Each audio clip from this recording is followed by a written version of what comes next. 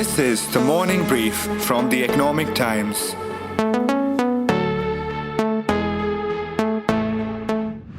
Asian Paints, हर घर कुछ कहता है। कितनी भी धूल आए, घर पे ना टिक पाए। Burjo Weathercoat Anti-Dust Paint. Crack zero मतलब नेरोलैक हीरो। घर बनाने का सपना तो सबका है और इस सपने को अपने ही रंग से सजाने के लिए JSW है ना आपका साथी। It's that time of the year when these taglines are on everyone's minds. It's the festive season, and yes, we're talking about paints. Only this time around, a lot is playing out behind that Mera Wala blue wall. It's a fresh coat of competition.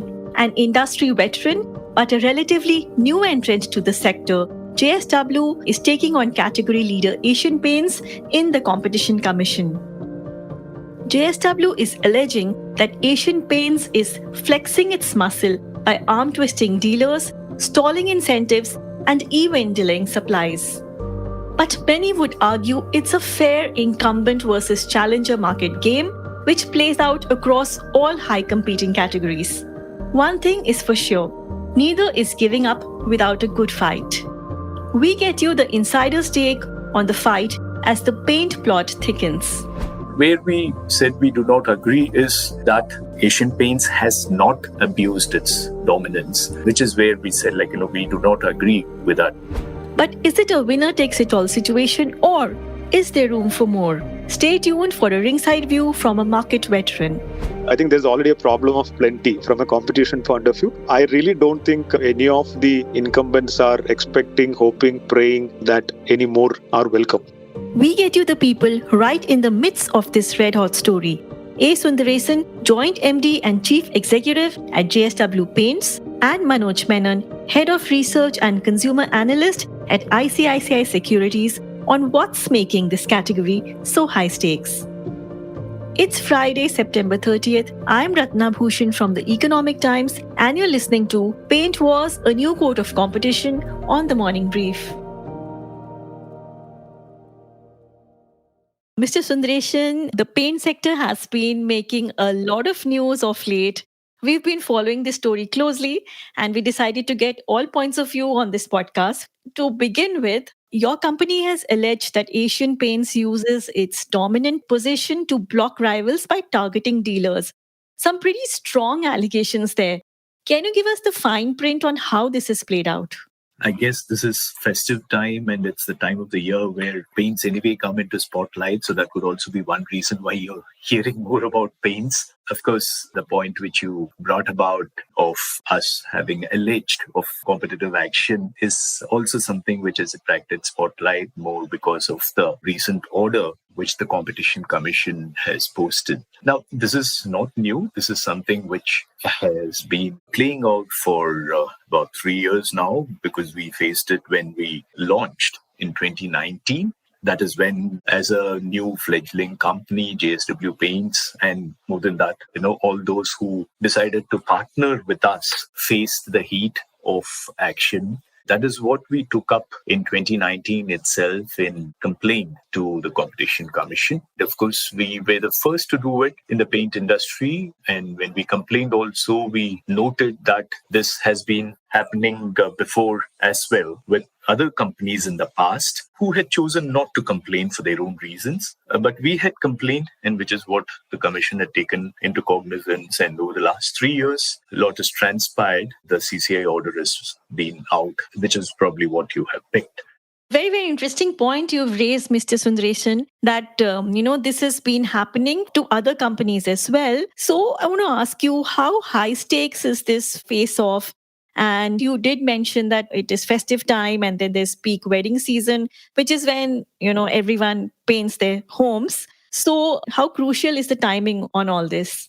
There is certain activity in the market linked to this, but this particular issue is not so much linked to a season like Diwali or something. So that it's not so much as much of a timing issue. It's more about how the market is free for people in the trade to choose who do they want to deal with and who do they want to partner with. It's more a fundamental issue like that. What is being raised by us, which is what we have complained about, it has not got so much to do with the seasonality.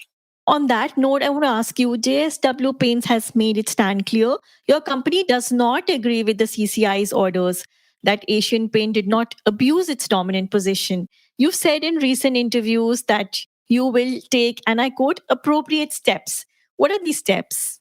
We had appealed against a whole set of things. One, of course, is to say that Asian Paints indeed is a dominant player, and the CCI confirmed that it is a dominant player. There were points that the paint dealers have enough countervailing buying power to counter a dominant player like Asian Paints, but the CCI ruled that that's not the case. The dealers are at the mercy of Asian Paints. So, these are all things which we had complained about, which the CCI concurred with our observations. So where we said we do not agree is that Asian Paints has not abused its dominance, which is where we said, we do not agree with that view of the commission. As per law, there are steps available to go and take this further in terms of appealing, in terms of other forums available in the law. Currently, we are studying the order in detail. We are consulting with our legal advisors as to what the next steps will be. So I do not have exactly what the next steps will be right now, but that is under study, and we will take whatever is possible under law to get remedy for this particular part, which has not gone as per what we complained about. Significant point there, Mr. Sundaresan. The company is exploring the legal route also. So is NCLAT also an option? Because I was reading somewhere that, this is being speculated. That is an option. And I think in the recent times, that's what has been articulated, saying that when there are orders to be appealed against, NCLAT is a body to which one can go for an appeal. That's an option. Now, I want to just take you to the macro picture. You said at the beginning that you've been in the sector for about 3 years. How do you plan to break into a market that is so intensely competitive? For any new business, for any startup, that is always the biggest challenge. It's also the biggest opportunity. We believe, yes, paint market is mature and competitive. In the last 3 years, we have made a lot of efforts, right from committing ourselves to creating new paint company of the future, in terms of looking at what we can bring in terms of freshness to what a paint company can do in this space. There are a whole lot of things which we are doing very different. Maybe that's one of the things which has caught the attention of competition as well to single us out. Okay, I must ask you this question now. It piqued my interest. You said we're doing things different. Can you just give our listeners some insight into what you're doing differently?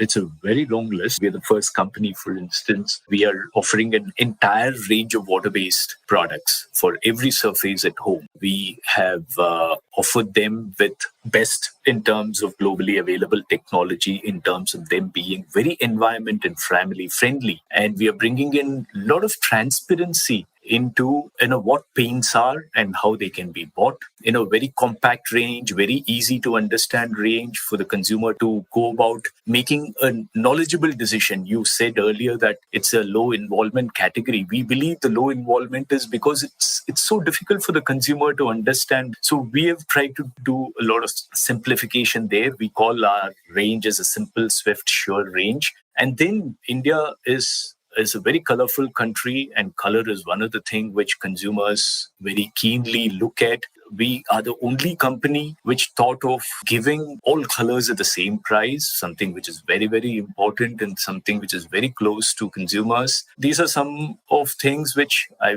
would tend to believe that they are path-breaking. And from our experience over the last 3 years, consumers and our stakeholders in the market, the trade partners, everybody really sees these as absolute fresh breath being blown into the industry. I just want to take you back to the CCI issue for a moment. Industry watchers say that these are business practices which are commonplace across industries. where, challenger brands do face pushback. This happens frequently. So where do you see this going forward? And where do you see a resolution? Because, like you said, this issue is not new. For 3 years, it's been happening. And the latest CCI order is also in favor of the other company. We believe that in a market like India, which is not just developing, it is very fastly moving, there has to be free and fair environment for businesses to thrive and for consumers to get choice. I think companies can try in their own ways, ways and means to be competitive. But if that competition is going to affect the freedom of choice for consumers and for trade, I think then that is not okay. And that I don't think it will be acceptable for most companies, including the established companies. I mean, that's what we are fighting for. All right. Compelling statements there, Mr. Sundaresan. Finally, I want to ask you, this festive season comes after 2 years of the pandemic, where there's a lot of pent-up demand, which is kicking in. So what is your macro expectation for the paint sector in terms of growth? So far as the festive season is concerned, the last couple of years also, the markets opened out around the festive season. What I meant was like things like lockdown and limiting kind of factors were not there during the season. But this is probably the first year where right from the beginning of the fiscal year, everything has been normal. We believe stability should help the season be good. Though this time the Diwali is a bit early. When the Diwali is a bit early, there is a certain bit of distribution of the demand. Some people do it before Diwali, some people do it just after Diwali. But we expect the season to be good. There should be more positivity around that. And that's what we are seeing with various festivities which are now taking place across the country. We saw how the Ganpati season went in the West. We will soon see how the Dashera and other festivities open up. So we believe that the mood is going to be very positive. Festive season should be good, and everybody is clearly hoping and looking forward to a very robust season. Rains also have been a bit extended, but I think they are clearing up, which should also augur well for the season to be good. Coincidentally, Mr. Sundaresan was with Asian Paints for a good 20 years and now is in a face-off with the very same company. We reached out to Asian Paints, but they declined to comment. My colleague Nehal Chaliawala wrote in a report in the Economic Times that the CCI has given a clean chit to Asian Paints, which leads the decorative paints business, clearing it of allegations related to anti-competitive trade practices. Now that we've heard from the companies, let's get a ringside view from the markets. I have with me Manoj Menon, Head of Research at ICICI Securities. Manoj has been extensively tracking the consumer goods sector for well over a decade. He's also rated as India's leading consumer analyst in the Institutional Investor Asia Money Survey over the last 10 years. Manoj, how are the competitive dynamics of the paint sector playing out? It's not just JSW versus Asian Paints, right? But a lot more at stake. Look, paints as a discretionary consumption segment is going through an interesting juncture or a phase at this point. Historically, it's been assumed that paints is a high entry barrier business for a multiple set of reasons. Point number one being the last mile access to the consumer, which is through the retail trade, which is still in a disaggregated fashion in India. Point number two, the power of brands. Point number three, the necessity for having significant influence for the brands with the influencers, which is essentially the painters and contractors, etc. Having said that, if you actually take a step back and look at the last 5-7 years, you've actually seen that there has been attempts made by Nippon Paints. There has been successful attempts by Indigo Paints. And after that, there is a JSW and many more in the pipeline, including some of the names you mentioned, which is Grasim. Astral has got aspirations, right? So I think it's an interesting phase, an opportunity for a lot of aspirants to say that, okay, while it is assumed to be a high entry barrier, but I think it is not as high as it is perceived to be. So that's point number one. Point number two, what we have seen over a long period of time is that given that the penetration and consumption levels of paints is low in India, which is not very dissimilar to many other discretionary consumption, the opportunity exists there as well. But this is one industry where you actually had only a bunch of players, which is Asian Paints, Berger, Kansai Nerolac, and AkzoNobel, maybe the top four players actually accounts for bulk of the market share, 80 to 90%. So to that extent, there has been an opportunity which has been proven by an Indigo Paints, for example, as a case study, which would have, in my opinion, given excitement for many new entrants to come. But tell me, a lot of these large players seem to be extending the cement category into paints. A lot of large corporate houses seem to be following this route. So, is this a sustainable model? And are companies trying to leverage using the same distribution channels? The answer is actually yes and no. It's very interesting that India is possibly the only market in the world where actually consumer analysts actually look at paints, whether it go by the MSCI, the Morgan Stanley industry classification, etc. Paints is largely considered as a building material product everywhere in the world. Actually, India is only where, as I said, it is considered as a consumption category. The context is globally, many of the companies sell multiple things and not just paints. So if you come to India specifically, it's important to appreciate that while there is a channel which sells paints, but they also sell, for example, something called putty, which is nothing but white cement plus something which essentially is an integral element which has to be used as an undercoat before you actually apply a paint. Now, over the years, the cement companies has been dominant in, let's say, a putty product, but at the same time, the paint companies saw that there is an assortment selling opportunity, which essentially means that if a consumer is buying paints, he anyway needs some putty. He also needs a primer. He needs, in fact, a brush. So from a paint company point of view, it is actually an opportunity to ensure that can I increase the basket size from the consumer. So if you ask me, it is an absolutely correct thing from many of the paint companies' point of view to actually extend or stretch the brand, from paints to multiple other segments. So I wouldn't really take this as a paint versus cement company sort of an opportunity where, yes, a paint company attempting to sell multiple other things is very much feasible and it is very much demonstrated. And why limit only to putty? For example, some of the paint companies have diversified into waterproofing, which used to be perceived as a problem solution product, to now creating a completely new segment to say that, when you do a repainting or when you do a painting, why don't you actually use a waterproofing also? Similarly, if there is a company which is dominant in the putty segment, it is not that difficult for them to attempt to actually extend the brand into paints also. I'm not saying that the opportunity is there for every company to extend the brand from category X to category Y. But having said that, there is an opportunity for some of the players who may have the brand equity to do that. And I do believe that Grasim definitely falls into that particular case study. Now it's all about execution. Okay, you talked about creating new categories, creating new consumption opportunities. So, in that sense, there's a clear transition happening from what was a low involvement category into one that's turning into brand play, right? So, Manoj, tell me, companies aren't just selling paints anymore, like you said, but turning into holistic solution providers. How do you see this space evolving further?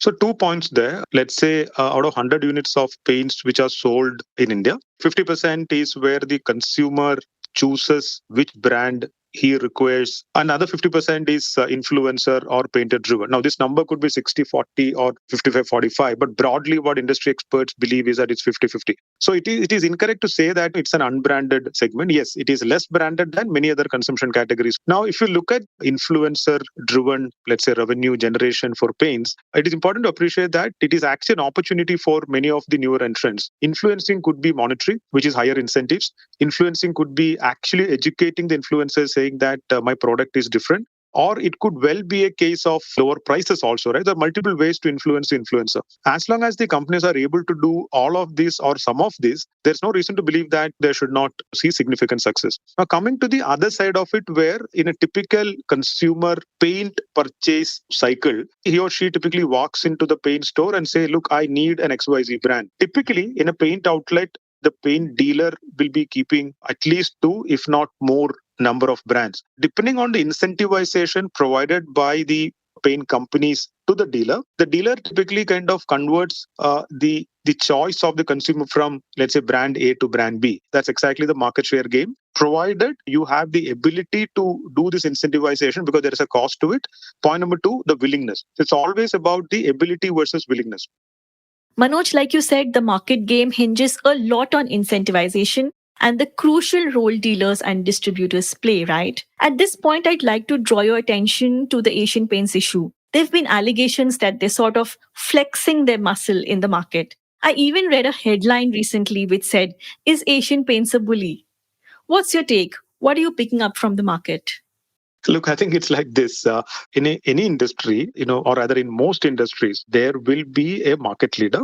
In some industries, there will be a dominant market leader. Now, the dominance may come from multiple sources. It could be a product differentiation, a process differentiation, or it could be a regulatory requirement. For example, take the case of liquor industry, right? I mean, so it's a very difficult industry to enter, and it's even difficult industry to ramp up because there are challenges in terms of route to market and access, etc. Right? So the dominance may come from multiple sources of advantage. Now, Asian Paints has been a market leader for 30 years, so they have earned the leadership through right strategies and execution over a long period of time. So that's point number one. Point number two, any market leader typically will exercise some part of the leadership to further their leadership, which essentially mean to say that if you have a 50% market share, of course you want to increase your share from 50 to 51 and 51 to 52, right? It's all about incremental outperformance even for the market leader. So that's how I see this thing. And to call somebody a bully, etc., at least I don't have any evidence to kind of, subscribe to those sort of statements.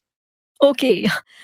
The point is that these are typical market practices, right? When there's a strong incumbent, they typically try to block a new challenger brand. So it's nothing new, right? I mean, this happens across different categories, whether it's cement or whether it's, soaps or detergents or even soft drinks. Absolutely correct. That's exactly the way it is.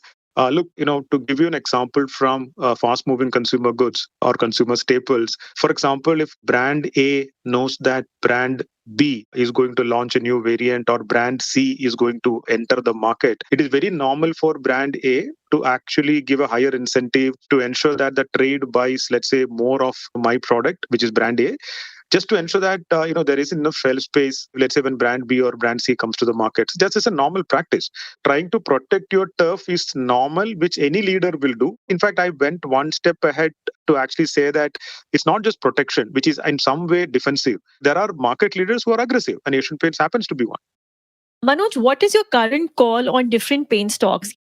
Yeah, so we have a neutral to negative stance on paints over the last almost a year now. This is a downgrade we had done exactly a year back, actually, in October of 2021. Now, for multiple reasons, competitive intensity being one of them. So just to start with competitive, likely intensity increases, etc. So going by what we know, in the last 5-7 years, the new players, which is JSW, which is Indigo Paints, etc., or even a Nippon, has actually demonstrated that collectively they have about 5% sort of market share in decorative paints, which in my opinion is underappreciated by the market today. Market talks about Grasim, but it's important to appreciate that a bunch of existing players has already taken away market shares from the current set of paint players. In that context, you have a Grasim wanting to come in with significant capacity announcements, which some estimates suggest that it is half of what Asian Paints has got today or even higher. And then you also have an Astral, which has got a very good distribution on the ground, wanting to ramp up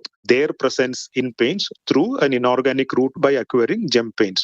So the context here is it's a good industry in the real longer term, which is 5 to 10 years. But we do believe that there is a significant redrawing of the landscape. Let me explain that part.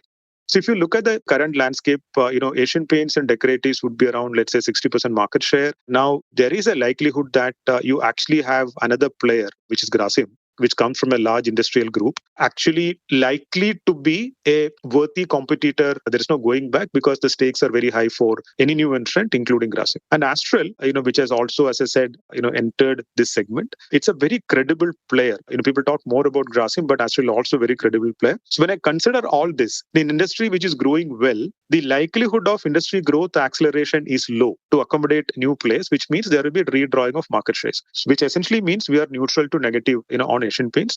AkzoNobel is the only stock within the paint coverage. We actually have a marginal positive view with an ad rating. That's essentially because we do believe it's a turnaround story. But we are fully cognizant that the headwind for industry multiples Akzo is also exposed to. But at the same time, it trades so cheap that we do believe that there is a likely relative outperformance opportunity in an Akzo or a Nerolac, which has got a higher industrial auto.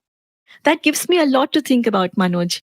My final question to you is, while we can expect a lot of redrawing of market share among existing players, are there any new ones planning to enter the market? I'm not aware of that. Look, I think my conversations with all paint companies, and we at ICICI Securities cover all five listed large paint companies. Look, I think there's already a problem of plenty from a competition point of view. I really don't think any of the incumbents are expecting, hoping, praying that any more are welcome. Welcome may not be the buzzword in the paint sector, and it's definitely not healthy competition. The final word on the Asian Paints versus JSW matter seems to be some time away, with the possibility of more judicial tangles. But despite increasing layers of competition, the grapevine suggests that more big boys are waiting to join this messy paint party.